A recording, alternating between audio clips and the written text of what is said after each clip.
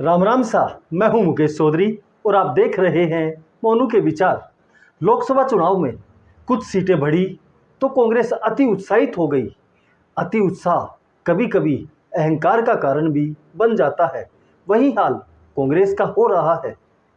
लोकसभा चुनाव में मात्र 99 सीटों पर सिमटने के बावजूद कांग्रेस ने इस तरह से जश्न मनाया जैसे तो उनकी सरकार बन गई हो। इसी तरह से अब उपचुनाव के परिणाम के बाद भी कांग्रेस उसी तरह जश्न मना रही है। आपको याद होगा, लोकसभा चुनाव में एनडीए की सरकार बनने के बावजूद राहुल गांधी ने ट्वीट करके अपने कार्यकर्ताओं को जीत की बधाई दी थी। अब 7 राज्यों की 13 विधानसभा सीटों पर हुए उपचुनाव के परिणाम को लेकर राहुल गांधी ने उसी तरह से ट्वीट करके बधाई दी और जश्न मनाया, जिससे लगता है कि कांग्रेस इन 7 राज्यों में हुई अपनी दुर्गति को छिपाने के और एक बच्चे को बहलाने के प्रयास में लगी हुई है। लगता है इन उपचुनावों में कांग्रेस की जो दुर्गति हुई है उसे छिपाने के लिए इंडी गठबंधन के पीछे छिपने का कांग्रेस प्रयास कर रही है। वास्तविकता यह है कि 7 राज्यों में उपचुनाव हुआ था, जिनमें से हिमाचल प्रदेश और उत्तराखंड 2 राज्य ऐसे हैं जहां कांग्रेस को सफलता मिली। बाकी किसी भी राज्य में कांग्रेस दूसरे स्थान पर भी नहीं पहुंच पाई। कांग्रेस अपनी इस नाकामी को छिपाने के लिए इसे इंडी गठबंधन की जीत बता रही है। पहली बात तो ये कि इंडी गठबंधन के कई नेता पहले बयान दे चुके हैं कि ये गठबंधन सिर्फ लोकसभा चुनाव तक सीमित है, इसका राज्यों के चुनाव से कोई मतलब नहीं। फिर भी अगर कांग्रेस इसे इंडी गठबंधन की जीत बताती है तो कांग्रेस बताए कि पंजाब और पश्चिम बंगाल में क्या लोकसभा चुनाव में इंडी गठबंधन लड़ रहा था। अगर इंडी गठबंधन लड़ रहा था तो वहां से जीतने वाले आम आदमी पार्टी और टीएमसी के उम्मीदवार हैं, तो वहां हारने वाले कांग्रेस और लेफ्ट के उम्मीदवार कौन से गठबंधन से थे।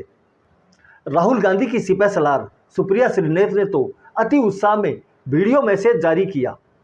एक बार आप सुप्रिया श्रीनेत को सुनिए, उसके बाद मैं बताता हूं कि किस तरह से कांग्रेस की इस चुनाव में दुर्गति हुई है। 7 राज्यों में हुए उपचुनाव के नतीजे बेहद शानदार हैं। इंडिया गठबंधन 13 में से 10 सीटें जीता है, एक पर एक इंडिपेंडेंट की विजय हुई है। भारतीय जनता पार्टी वाले 13 सीट लड़े थे, 11 सीट पर हारे हैं, मात्र 2 जीते हैं। यह देश सिरे से बीजेपी को नकार रहा है। यह देश नरेंद्र मोदी को 1 महीने के अंदर ही एक और बड़ा संदेश दे रहा है और फिर से कह रहा है कि हमें नफरत की, हिंसा की, वैमनस्य की, उल जलूल की बातों की राजनीति नहीं चाहिए। हमें अमन चाहिए, हमें शांति चाहिए, हमें चैन चाहिए, हमें मोहब्बत चाहिए, हमें प्रगति चाहिए। तो सुना आपने, मैडम कह रही है कि भाजपा ने 13 सीटों पर चुनाव लड़ा था, जिसमें से 11 सीट हार गए। यह भी कांग्रेस का एक बहुत बड़ा झूठ है। वास्तविकता यह है कि भाजपा 11 सीटों पर लड़ी थी, जिनमें से 9 सीटें दूसरे नंबर पर रही है और 2 सीटों पर चुनाव जीता है। लेकिन इन उपचुनावों में कांग्रेस की क्या दुर्गति हुई है, उसे इंडी गठबंधन के पीछे छिपाया जा रहा है। वास्तविकता यह है कि इन चुनावों में इंडी गठबंधन नहीं लड़ रहा था, बल्कि ये सारे दल आपस में एक दूसरे से लड़ रहे थे। आजकल कांग्रेस की यह हालत हो गई है कि वो जिसके सामने चुनाव लड़ती है, उससे हारने के बाद उसकी जीत की ट्रॉफी को पकड़कर साथ खड़ी हो जाती है और कहती है कि यह हमारी जीत है। शुरुआत अगर पश्चिम बंगाल से करें तो यहाँ टीएमसी अकेले चुनाव लड़ रही थी, वहीं कांग्रेस और लेफ्ट शायद गठबंधन में चुनाव लड़ रही थी। इसीलिए 2-2 सीटों पर कांग्रेस और लेफ्ट ने उम्मीदवार उतारे थे।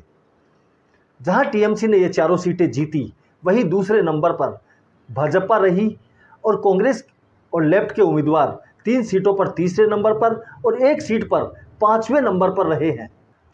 पश्चिम बंगाल की बागड़ा सीट पर कांग्रेस प्रत्याशी को मात्र 1297 वोट मिले हैं। इससे बुरी दशा और कांग्रेस की क्या होगी।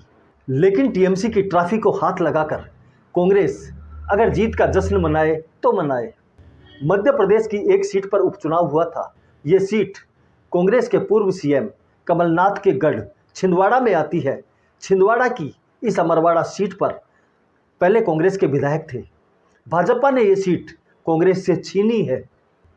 पंजाब की जालंधर पश्चिम सीट की बात करें तो ये सीट पहले भी आम आदमी पार्टी के पास थी और अब भी वहाँ पर आम आदमी पार्टी चुनाव जीती है। लेकिन बदला है तो ये बदला है कि दूसरे स्थान पर पहले कांग्रेस थी, लेकिन इस बार भाजपा है। कांग्रेस प्रत्याशी इस सीट पर तीसरे स्थान पर चले गए।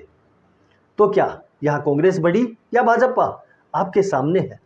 हाल ही में हुए लोकसभा चुनाव में जालंधर सीट से कांग्रेस के पूर्व सीएम चरणजीत सिंह चन्नी ने बड़ी जीत दर्ज की है। उसके बावजूद कांग्रेस इस सीट पर तीसरे स्थान पर चली गई। ये कांग्रेस के लिए सोचने का विषय है, न कि जश्न मनाने का। बिहार की रूपाली सीट की बात करें तो यहाँ निर्दलीय ने जीत दर्ज की है। वहीं जेडीयू का प्रत्याशी यहाँ दूसरे स्थान पर रहा है। कांग्रेस आरजेडी गठबंधन का प्रत्याशी यहाँ भी तीसरे स्थान पर रहा है। तो यहाँ कांग्रेस के लिए जश्न मनाने जैसी क्या बात हो सकती है? हिमाचल प्रदेश में जहां कांग्रेस की सत्ता है वहां 3 सीटों पर उपचुनाव हुआ था, जिसमें से 2 सीटें कांग्रेस ने जीती और 1 भाजपा ने जीती है। ये तीनों सीटें ही पहले निर्दलियों के पास थी, इसलिए यहाँ भाजपा को कोई नुकसान नहीं हुआ, बल्कि 1 सीट का फायदा हुआ है। वहीं उत्तराखंड की 2 सीटों पर हुए उपचुनाव की बात करें तो यहाँ की बद्रीनाथ सीट पहले से कांग्रेस के पास थी, इस बार भी कांग्रेस ने जीत दर्ज की है। उत्तराखंड की मंगलौर सीट की बात करें तो ये मुस्लिम बहुल सीट है और यहाँ अधिकतर मुस्लिम प्रत्याशी चुनाव जीतते रहे हैं। इस सीट पर पहले बसपा के प्रत्याशी ने चुनाव जीता था और इस बार कांग्रेस जीतने में सफल रही। लेकिन पिछली बार यहाँ भाजपा तीसरे स्थान पर रही थी। इस बार भाजपा कड़े मुकाबले में मात्र 422 वोट से चुनाव हारी है। यानी कि यहाँ भी भाजपा के वोट में बढ़ोतरी हुई है, वोट कम नहीं हुआ है। इसके अलावा 1 सीट तमिलनाडु की थी। तमिलनाडु में भाजपा का वजूद न के बराबर है और इस चुनाव में भी यहाँ भाजपा का प्रत्याशी चुनाव नहीं लड़ रहा था। यह सीट सत्ताधारी डीएमके ने जीती है। अब अगर हम बात करें इन 13 सीटों में से एक भी सीट ऐसी नहीं है जो कांग्रेस ने भाजपा से जीती हो, लेकिन मध्य प्रदेश की अमरवाड़ा सीट कांग्रेस से भाजपा ने छीनी है। देखा जाए तो 7 राज्यों की 13 सीटों में से पंजाब, पश्चिम बंगाल और बिहार की 6 सीटों पर कांग्रेस और उसके गठबंधन साथी तीसरे स्थान पर या फिर उससे भी नीचे रहे हैं, जबकि भाजपा ने 11 सीटों पर चुनाव लड़ा था, 2 सीटें जीती और 9 सीटों पर कड़े मुकाबले में दूसरे स्थान पर रही है। इन हालातों में मैं तो यही कहूँगा कि बच्चे को बहलाने के लिए जीत का बहाना अच्छा है। बहरहाल आप इस पर क्या सोचते हैं? अपनी राय कमेंट करके बताएं। वीडियो पसंद आया तो इसे लाइक करें, चैनल को सब्सक्राइब करना न भूलें। धन्यवाद। जय हिंद, जय भारत।